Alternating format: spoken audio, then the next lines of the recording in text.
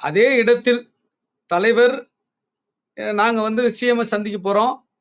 இதெல்லாம் வந்து சட்டப்படியான நிவாரணம் தான். அதெல்லாம் நீங்க பெற்றுங்க.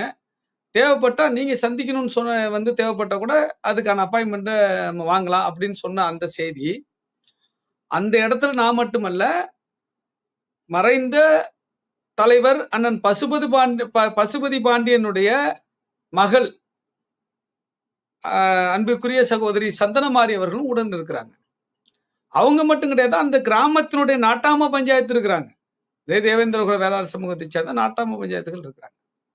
என்ன பிரச்சனை கிருஷ்ணசாமிக்குன்னு சொன்னா, கிருஷ்ணசாமி மக்களால் புறக்கணிக்கப்பட்டவர். குறிப்பாக தேவேந்திரகுல வேளாளர் மக்களாலே புறக்கணிக்கப்பட்டவருங்க. 2021ல அவர் வாங்கின ஓட்டு எத்தனை? ஒட்டப்பிடாரம் தொகுதியில 6000 ஓட்டு.